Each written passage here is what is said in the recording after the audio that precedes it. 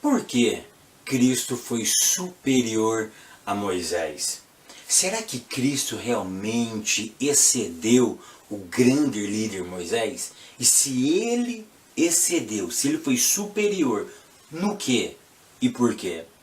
Será que realmente a humilhação de Cristo foi através da carne? Ou seja, o fato de ele se tornar homem, isso fez um ato de humilhação?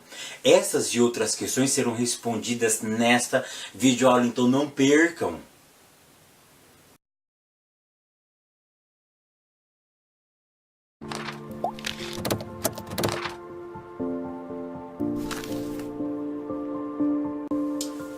A paz, queridos, que bom estarmos aqui novamente no nosso programa semanal da Escola Bíblica Dominical para darmos sequência à nossa série de estudos bíblicos baseado na carta aos Hebreus. E hoje chegamos na lição de número 3. A lição de número 3, ela tem como título A Superioridade de Jesus em relação a Moisés.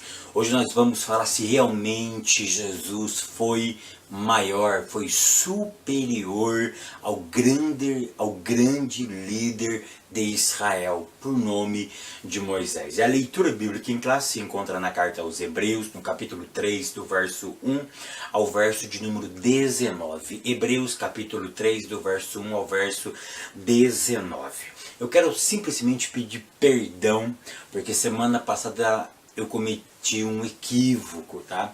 Eu mencionei, eu acho que foi na primeira ou na segunda aula, não me lembro exatamente, que eu mencionei que nós teríamos 13 aulas e eu me equivoquei. Como nós estamos tão acostumados, eu olhei toda a revista e eu passei essa informação errado para vocês. Muitos já me corrigiram, então eu quero pedir perdão, desculpa aqui para vocês, tá? Que serão 12 videoaulas, tá? Essa é a terceira, então vai faltar mais 9 videoaulas. Então serão 12 e não 13 videoaulas sobre a carta aos Hebreus, tá bom? Então hoje nós vamos falar sobre o capítulo 3 da carta aos Hebreus. Vamos falar sobre se realmente Cristo foi ou não superior a Moisés. Então o capítulo 3 vai traçar um contraste, tá? Um contraste entre Moisés, que é um grande líder de Israel. Perceba que todos os personagens usados na carta aos Hebreus para comparar com Jesus, ele é um hebreu. Ele é um hebreu, tá? É claro que na carta aos Hebreus vai falar sobre Raabe, mas Raabe não é comparativo a Jesus. Perceba que quando ele vai colocar Jesus superior a Moisés, Jesus superior a Arão, Jesus superior a Josué, são todos judeus. Por quê?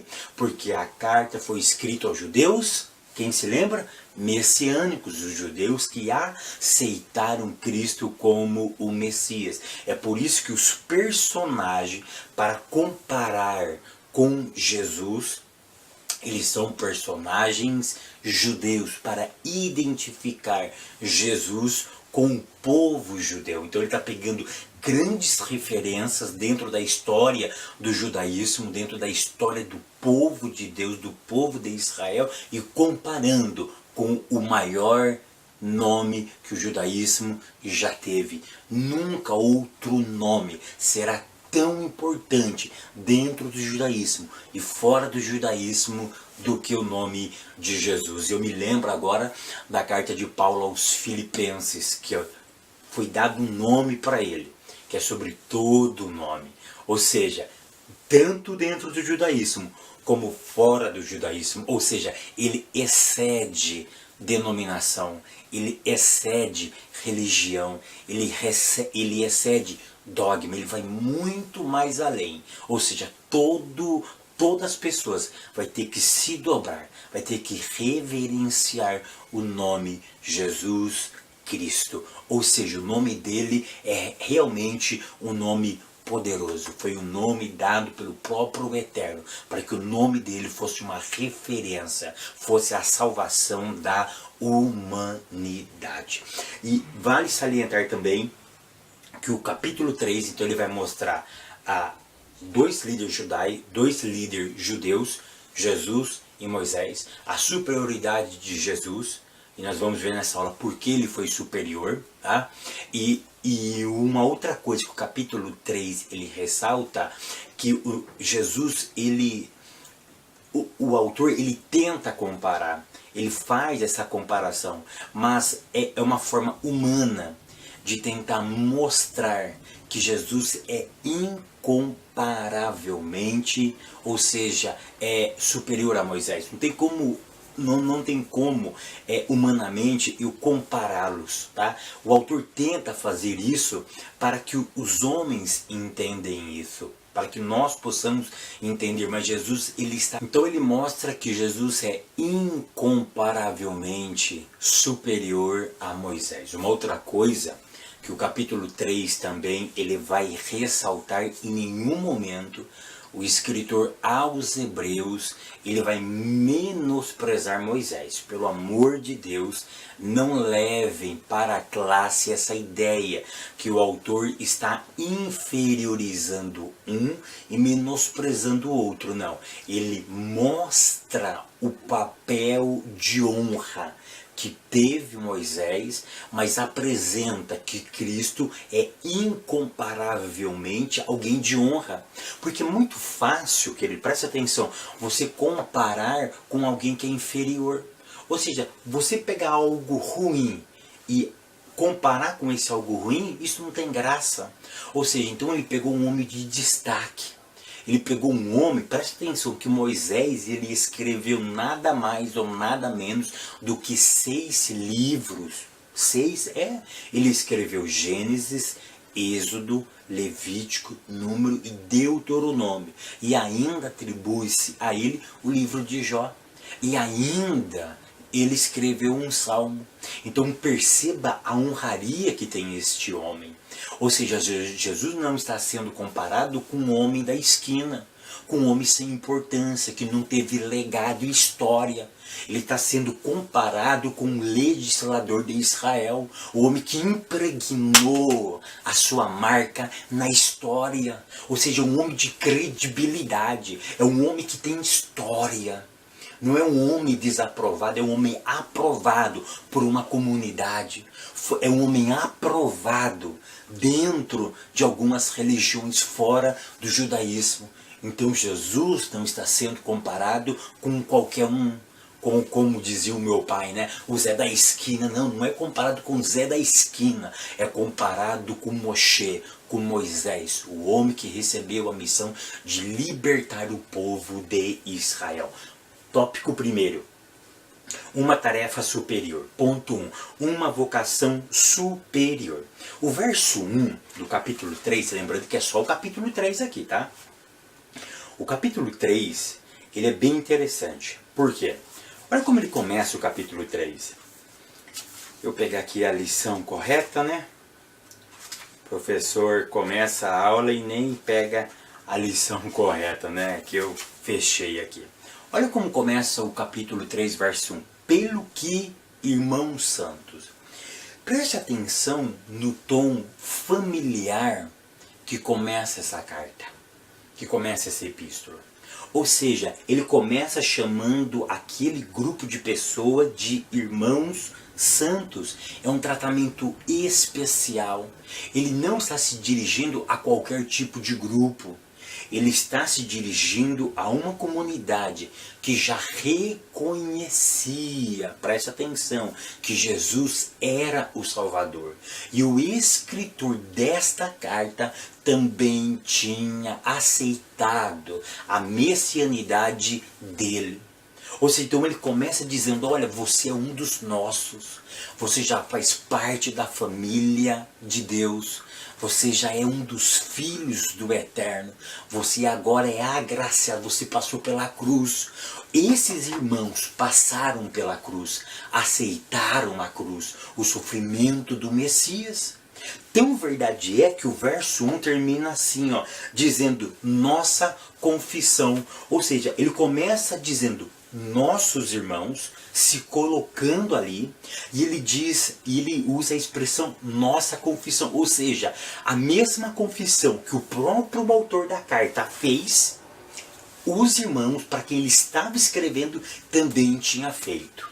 E eu preciso que você entenda o seguinte, o que significa a palavra confissão. A palavra confissão, ela é super interessante. Depois eu vou trabalhar essa ideia sobre a palavra confissão. Mas vamos nos atentar para isso. Então ele começa chamando a atenção de um grupo de pessoas que tinha feito a mesma confissão que o autor dessa carta. E que confissão era essa? Que Jesus Cristo é o Salvador. Ele é o Mashiach.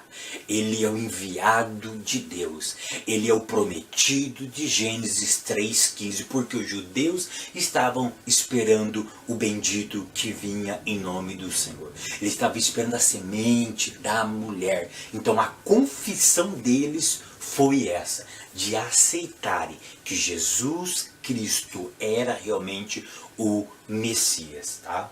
Depois de ele fazer esse tratamento especial, ele exorta esses irmãos, tá? Essa comunidade, participantes da vocação celestial. Tá? Ou seja, não é qualquer vocação. A vocação de vocês é diferenciada. A vocação de vocês não está focada nesta terra, está focada na eternidade. E aí ele usa o verbo considerar. O que é o verbo considerar? Eu já expliquei isso há alguns anos atrás, quando eu fiz a explicação sobre a carta aos Filipenses, mas muitos não se lembram, né? E muitos nem me acompanhavam nessa época. Mas deixa eu dizer o que significa o verbo considerar. Considerar aqui significa o seguinte: a partir de agora, vocês tirem o foco sobre Moisés, tira o foco de Moisés. Quem é que entra em cena agora? Jesus. E eu quero que vocês não olhem simplesmente para ele, que o seu olhar não passe desapercebido por ele. Já viu quando nós estamos em algum lugar e que nós passamos o nosso olho e não percebemos que alguém que nós conhecemos está naquele lugar? Por quê? Porque eu não me atentei, eu não prestei atenção aonde eu estava olhando, eu simplesmente passei os olhos. Eu passei os olhos. Já viu quando você está procurando alguma coisa e você passa os olhos muito rápido, a coisa está lá e você não vê? É a mesma coisa. É isso que o autor está querendo dizer. Jesus está presente. Jesus, ele está vivo. Mas vocês precisam prestar atenção nele. Focar nele. Vocês não podem deixar que os seus olhos passem desapercebido dele. Ou seja, agora é só ele e nada além dele. Ou seja, é somente ele e mais ninguém. A partir de agora, eu quero que vocês foquem somente em Jesus. É por isso que ele usa o verbo considerar. Ou seja, eu quero que vocês considerem, eu quero que vocês prestem atenção nele. Nele. Ele agora é o nosso alvo, tá? Ele agora é o nosso alvo. É por isso que ele termina a carta, aí eu vou explicar agora a palavra confissão. A palavra confissão, ela significa comum acordo. A palavra confissão significa eu concordar, tá? Eu falar algo sobre aquela pessoa de forma unânime. Ou seja, o que eu falo de alguém é a mesma impressão que você tem daquele alguém. Ou seja, então aquela comunidade tiveram a mesma impressão sobre Jesus. Ou seja, reconheceram quem ele era, olharam para ele e perceberam que ele realmente era aquilo que eles estavam acreditando.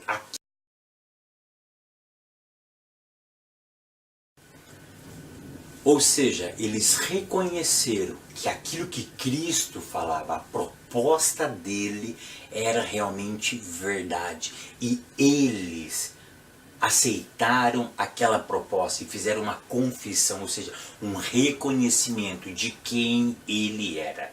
Ponto 2 diz assim, uma missão superior. O autor aqui, ele vai usar dois atributos para Jesus. Primeiro, apóstolo, e segundo, sumo sacerdote. O sumo sacerdote eu vou trabalhar no ponto 3, uma missão superior. O apóstolo eu vou trabalhar aqui. O que significa apóstolo? Apóstolo significa enviado. Enviado com o quê? Com um propósito. Vale salientar que é a primeira vez na Bíblia que atribui-se a Cristo o título de apóstolo. É claro que ele não estava comparando Jesus a um dos 12 apóstolos. Não, ele não faz essa menção. Ele traz na ideia que Cristo teve uma missão. Porque aqui é a ideia do comparativo.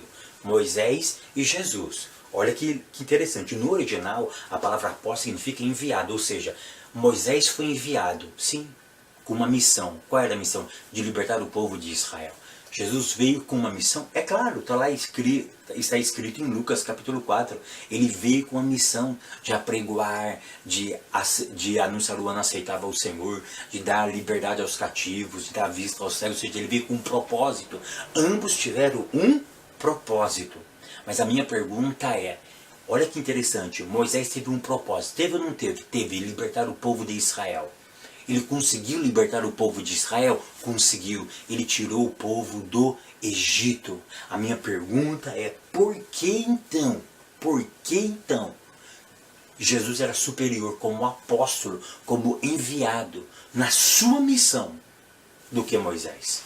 Se Moisés tirou o povo do Egito, levou ele para a terra de Canaã. Eu sei que eles não entraram. Só 2 que entrou daquela geração, Josué e Caleb. Mas ele libertou o povo, ele libertou o povo da terra do Egito, da escravidão. Se pergunta para qualquer judeu, quem que libertou o povo de Israel da terra da escravidão? Moshe. Todos vão falar a mesma coisa. A minha pergunta é, por que então Cristo foi superior na sua missão? Para isso, eu quero que vocês leiam comigo João capítulo 14. João capítulo 14 vai mostrar-nos a diferença. Olha que interessante. Moisés libertou? Sim, libertou. Libertou o povo para quem? Para Deus. Ok? Se você ler capítulo 14, você vai entender que Jesus também liberta o seu povo. E a missão de Jesus não era libertar somente para Deus, mas era libertar para Ele. Foi neste ponto que Jesus foi superior a Moisés, porque Moisés libertou para alguém. Jesus libertou para alguém, mas para Ele também. Por quê? Porque Ele é o próprio Deus. Olha o que diz João capítulo 14, verso 1. Não se turbe o vosso coração. Credes em Deus, crede também em mim. Olha que interessante. Na casa de meu pai há muitas moradas. Se não fosse assim, eu vou-lhe teria dito, vou preparar-vos lugar. Olha o verso 3. E se eu for e vos preparar lugar, virei outra vez e vos levarei para mim mesmo, para que onde eu estiver, estejais vós também. Ou seja, Cristo liberta para Ele mesmo. Ou seja, Ele liberta as pessoas do pecado para que essas pessoas cheguem a quem? A Ele mesmo. Para que essas pessoas possam morar eternamente com Ele. Moisés liberta o povo, não para ele, mas para uma outra pessoa. Foi por isso que a missão desse apóstolo, chamado Jesus de Nazaré, eu estou falando apóstolo entre aspas, mas a ideia é enviado, ou seja, esse enviado com esse propósito foi superior, porque ele veio enviado, mas para atrair esse povo para ele mesmo. Ou seja, aonde ele estivesse, na eternidade, esse povo estaria também. Ou seja, ele era a âncora. Ele era, as palavras dele era a garantia de vitória do povo. É tão verdade que Moisés falava em nome do Eterno. Eu sei que Jesus falava em nome do Pai, mas perceba que as palavras do Pai, ditas na boca de Jesus, era Ele mesmo dizendo, ou seja, era a vontade dele mesmo. Ou seja, porque a vontade, as palavras que ele dizia aqui na terra eram palavras eternas. E como Deus, ele se mostrava através daquelas palavras. Foi por isso que a missão dele como apóstolo foi superior à de Moisés. Uma outra ideia. Por quê? Porque Moisés ele foi mais um dos libertadores. Em Israel nós tivemos vários libertadores. Claro que o maior foi Moisés. Mas em momentos específicos tivemos libertadores, os juízes. Qual é a finalidade dos juízes? Levantar e libertar o povo da opressão, dos amorreus, dos amalequitas. Ou seja, em cada momento eles iriam libertar o povo de Israel de um povo que estava oprimindo eles. Ou seja, Moisés foi mais um dentre os libertadores. Jesus não foi mais um, ele foi o único e definitivo libertador. Nunca mais ninguém vai precisar libertar o povo. O povo já foi liberto, graças a Deus, em nome de Jesus. E Paulo diz que nele não há sombra de variação. Ponto 3. Uma mediação superior. Aqui nós entramos no segundo título, sumo sacerdote. Moisés, ele era sumo sacerdote? Não. Esse título foi dado para quem? Para o irmão dele, Arão. Arão teve o título de Kohen Hagadol, sumo sacerdote, ou o grande sacerdote. A minha pergunta é, mas por que então o autor vai comparar, chama Jesus de sumo sacerdote, sendo que Moisés não era sumo sacerdote?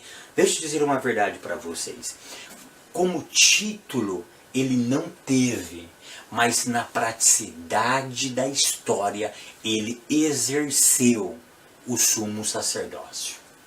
Ele exerceu. Teve momentos do povo que ele intercedia entre o povo e o Eterno. Teve momentos que ele mesmo quis se colocar como sacrifício diante do Eterno para intermediar o povo, mas Deus não aceitou. É isso que o autor está querendo lembrar. E o que eu vou dizer para vocês, vocês não vão encontrar em livro nenhum, vocês não vão encontrar no Google, vocês não vão encontrar no YouTube, vocês não vão encontrar em nenhum livro, em nenhum artigo em PDF, tá? Isso você encontra na onde?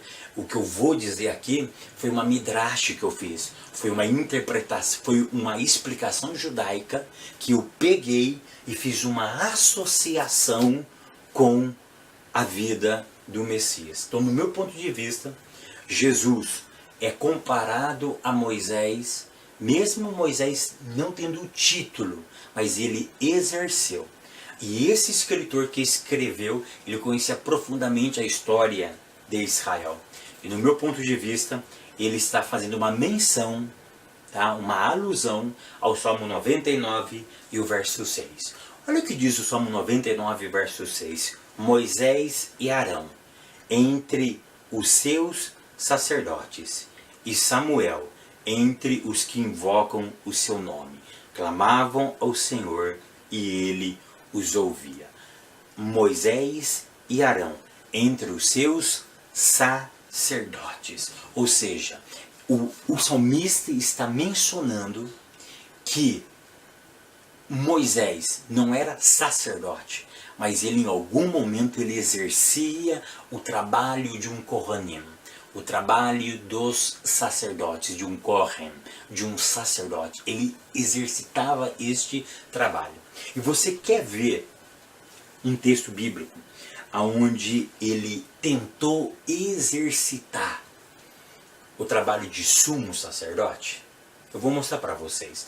Abra as vossas Bíblias no livro do Êxodo, no capítulo 32, do verso 30 ao verso 34. Queridos, então, olhe Êxodo, capítulo 32, verso 30 ao 34. O verso 30 diz assim: E aconteceu que no dia seguinte, Moisés disse ao povo: vós pecaste, grande pecado. Agora, porém, subirei, quem? Moisés, ao Senhor. Para fazer o quê? Para fazer propiciação por vosso pecado. De quem era esse trabalho? De um Kohanim. Quem fazia esse trabalho? O trabalho da propiciação. Era o Kohen Hagadol, o sumo sacerdote. Essa seria uma função atribuída a um Kohanim, a um sumo sacerdote. Presta atenção, ele iria fazer. Ele tinha acabado de receber as tábuas do testemunho. Ele estava indignado pelo que tinha acontecido. O povo pecou. Ele ia fazer uma propiciação. Qualquer dia eu vou explicar para você de forma... Eu já expliquei de forma profunda o termo propiciação. É aquele que torna a outra coisa favorável. Propiciação é aquele que se coloca no lugar da pessoa que precisava estar naquele lugar. Ou seja, ele torna outra coisa favorável. O ato dele, ele faz alguma coisa que muda a visão do eterno em relação a essas pessoas. Então ele iria fazer uma propiciação. Por quem? Pelo vosso pecado, pelo teu pecado, pelo pecado do povo. Olha o verso 31. Assim tornou Moisés ao Senhor. Ele saiu para fazer o quê? Uma propiciação. Ele iria fazer alguma coisa para que o Eterno mudasse a sua atitude em relação ao povo e perdoasse o pecado do povo. E disse, ora, este povo pecou pecado grande, fazendo para si deuses de ouro. Agora, pois, perdoa o seu pecado. Se não, risca-me, peço-te, do teu livro que tenho escrito. A tradição judaica interpreta isso, sabe como? Como que Moisés saiu e ele pediu para entregar a sua própria vida em sacrifício do povo. Ele queria ser a expiação. Ele queria se entregar, é isso mesmo. A tradição rabínica interpreta este texto dizendo que Moisés tentou entregar a sua própria vida. A sua própria vida pelo povo. É por isso que ele diz, agora pois perdoa o seu pecado, se não, risca-me, peço-te do teu livro. Ou seja, a ideia dele era aqui era, eu vou me entregar, a minha vida será a propiciação. E olha o que o Eterno responde para ele, então disse o Senhor a Moisés, aquele que pecar contra mim, este riscarei do meu livro. Ou seja, eu não quero o teu sacrifício, você não é o Messias. Porque é por isso que João, lá na sua carta, ele vai dizer que Cristo é a nossa propiciação, ou seja, o sacrifício de Cristo, Deus aceitou de forma definitiva. A tradição rabínica vai dizer aqui que Moisés tentou se colocar, ele tentou fazer o papel de um Messias, e Deus falou, não, a tua vida eu não vou aceitar, porque tu não é o Messias. Ou seja, é por isso que Deus responde para ele, olha, cada um vai ser responsável ainda pelo seu pecado. Eu sei que isso aí, nós somos responsáveis pelo nosso pecado. Mas perceba que o sacrifício de Cristo, aquele sacrifício sim, tornou a outra coisa favorável para mim e para você. É por isso que o autor aos Hebreus, para mim, ele pensou em Êxodo capítulo 32. Ele pensou neste momento, quando Moisés tentou ser, porque na tradição rabínica ele tentou entregar a sua própria vida. O Eterno disse, não, a tua vida não. É por isso que o escritor aos Hebreus, ele lembra deste fato. Ele diz, não, o sumo sacerdote, ou seja, quando Cristo também era da tribo de Levi também, embora Moisés fosse da tribo de Levi, mas a ordem para ser sacerdote era a casa de seu irmão, casa de Arão. Jesus nem era da tribo de Levi, mas ele era sacerdote, nós vamos estudar depois isso, segundo a ordem de Melquisedeque. Mas o sacerdócio de Jesus foi superior à vida sacerdotal de Moisés. Por quê? Porque o sacrifício de Cristo tornou uma outra coisa favorável para mim e para você. Isso é profundo, querido. Isso é profundo, tá? Isso é profundo. Depois o nosso autor vai explicar a palavra confissão, que é um termo grego, né? O termo grego é homologia. Sabe o que eu lembrei? De homologação. O que é homologação? Quando você é mandado embora, a empresa vai fazer homologação. Mas o que é homologação? Homologação é justamente fazer a mesma coisa. Você pega o seu contrato e vê o que eles escreveram e o sindicato vê se o que eles escreveram é a mesma coisa que você tem direito, né? Essa que é a ideia, porque a palavra homo significa a mesma coisa, tem essa ideia. E legos ou logia, legos significa dizer, logos significa palavra, fala, ou seja, é falar a mesma coisa. Tá? Homologia significa falar a mesma coisa, ter o mesmo parecer. É por isso que nós vamos fazer uma homologação, para ver o que a empresa vai trazer para nós é coerente, é a mesma coisa que eu preciso. Tá? Essa é a ideia. Tópico 2. Uma autoridade superior. Ponto 1. Construtor, não apenas administrador. A primeira coisa que eu preciso destacar aqui é o que significa a palavra casa. Aqui vai ter uma discussão teológica muito grande, tá? No meu ponto de vista, tem a ideia do próprio povo de Deus. No meu ponto de vista, não tem nada a ver com o tabernáculo. Não tem nada a ver, tá? A ideia aqui é administrar o povo de Deus. Moisés administrou o povo de Deus, que é chamado a casa de Deus. E Cristo administrou quem? O povo de Deus, que é a casa de Deus, é a morada do Eterno. Tá? Porque Deus nunca quis habitar no tabernáculo. Eu já mostrei isso 300.000 vezes. Então por isso que o termo casa não pode se referir ao tabernáculo. Porque Deus nunca quis habitar num templo feito por mãos de homens. Tá? Nunca isso. E no hebraico não existe essa possibilidade linguística de Deus habitar no tabernáculo, fazer morada ali. A intenção de Deus sempre foi morar em nós. Essa que é a ideia. Então, o termo casa significa o quê? O povo de Deus. Tá? Aquele povo que ele escolheu para ser a sua morada. Então, dentro desse prisma, tá? Dentro desse prisma, Moisés, ele não foi construtor. Não foi, olha que interessante. Não foi Moisés que criou a casa, que criou o povo de Israel. Quem foi? Foi o próprio Eterno. Existem algumas tradições rabínicas que eu sou fascinado por ela, que diz o seguinte, que quando o Espírito de Deus pairava sobre a face das águas, em Gênesis 1, verso 2, esse Espírito de Ruach HaKodesh era o próprio Messias. O Messias estava ali, conservando o universo. Para quê? Para dar vida posterior ao seu povo.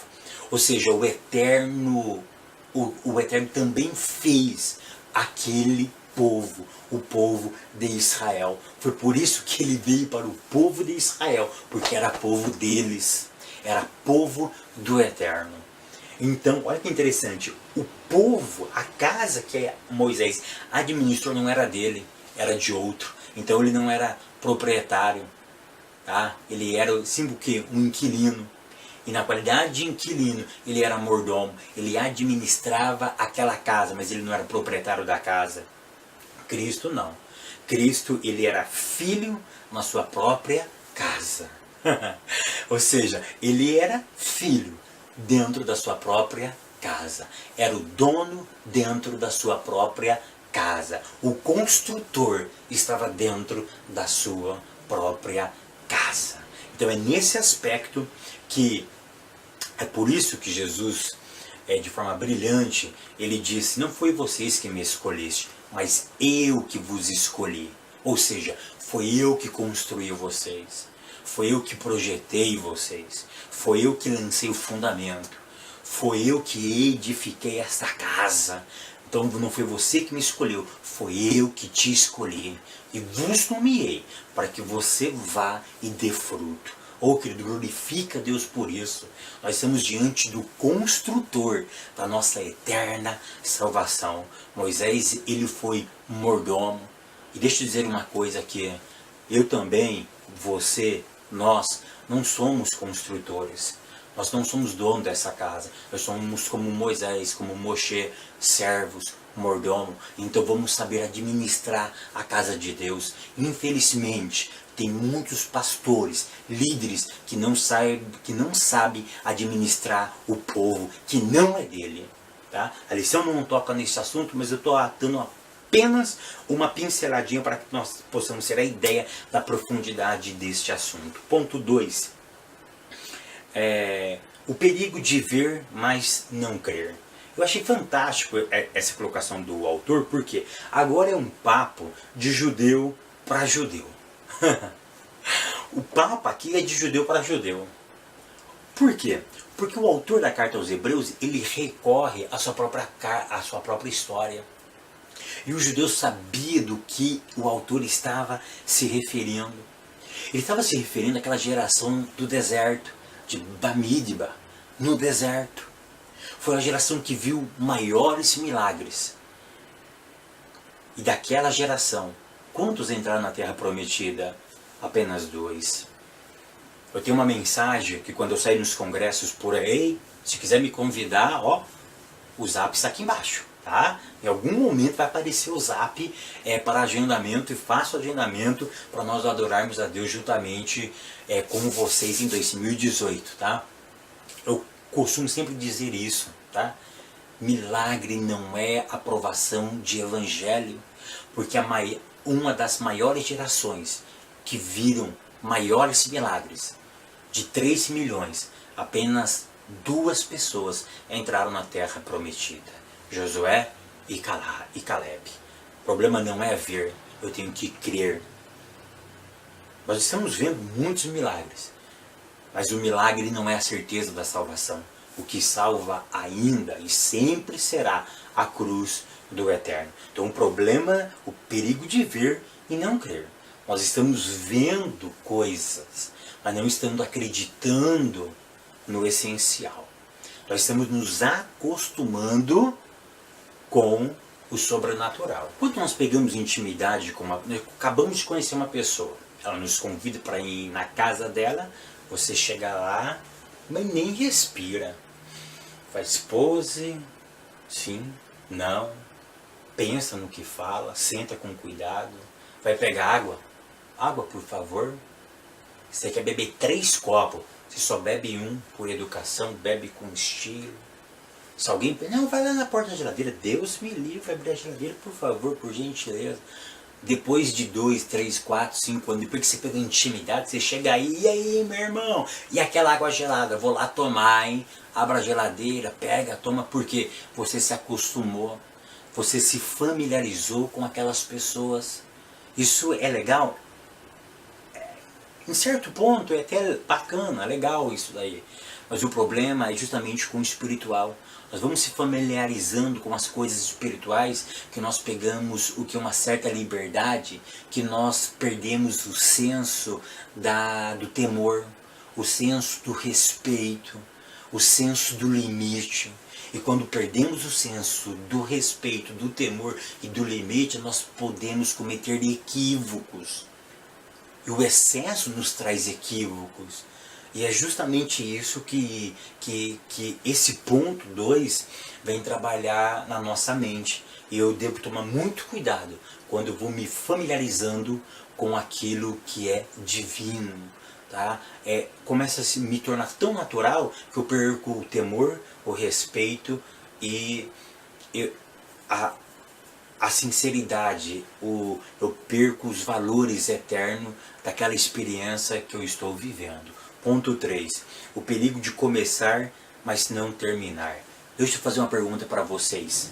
Não fiquem brava comigo, nem os irmãos, nem as irmãs. Quem de vocês já começou um regime e não terminou? Muitos notaram que eu emagreci, porque eu comecei um regime e terminei. Ou seja, não é que eu terminei, eu notei diferença. Os irmãos, nossa, professor, você está um pouquinho mais magro, porque eu ainda estou gordinho. Eu sou um pouquinho mais magro. Mas por quê? Porque eu comecei e fui até o final. Estou em uma pegada. Ou seja, o problema não é começar as coisas, é terminar aquilo que se começa.